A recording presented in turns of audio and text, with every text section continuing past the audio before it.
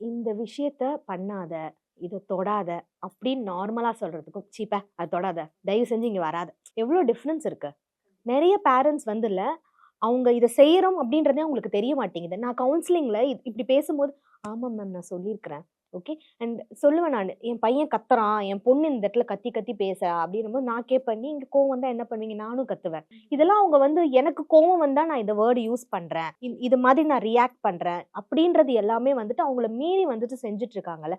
அதே வந்து ஏன் அவங்களோட குழந்தை வந்து செஞ்சா அவங்களால அக்செப்ட் பண்ணிக்க முடியல? ஏன்னா வயசுல சின்னவங்க. ஓகே. அண்ட் அவங்க வந்து நம்மளோட சில்ட்ரன். அதனால பண்ணக்கூடாது. பட் அவங்க எதுலேருந்து இன்ஃப்ளூயன்ஸ் ஆயிருக்காங்க? யார பார்த்து செய்றாங்க அவங்க இது எல்லாமே? பேரண்ட்ஸ் தான். பேரண்ட்ஸ பார்த்து தானே செய்றாங்க. எப்படி ஐடென்டிஃபை பண்ணலான்னா, அதாவது நீங்க ரொம்ப ஹேப்பியா இருக்கிற சைல்ட அப்சர்வ் பண்ணி பாருங்களேன். ஜாலியா பட்டர்ஃப்ளை மாரி டான்ஸ் ஆடும். ஓகே. ஏதோ ஒரு தனி உலகத்துல இருக்கும். சிரிப்பாங்க. எங்கேஜ்டா வச்சுப்பாங்க. ஓப்பனா பேசுவாங்க. எனக்கு இது பிடிக்கல, பிடிச்சிருக்குன்றத ஓப்பனா பேசுவாங்க. இது வந்து அந்த அந்த ஒரு 7, 8 இயர்ஸ்க்கு. ப்ரீ டீன் அதுல வரும்போது பார்த்தீங்கன்னா, நம்ம கிட்ட நெருங்கி வரணும். ஏன்னா பாடியில சேஞ்ச் ஆவுது, மைண்ட்ல சேஞ்ச் ஆவுது. எனக்கு என்னமோ நடக்குது, என்னமோ செய்யுது. இது ஏன் அப்படி? எனக்கு எனக்கு அந்த பொண்ண பார்த்தா பிடிக்குது.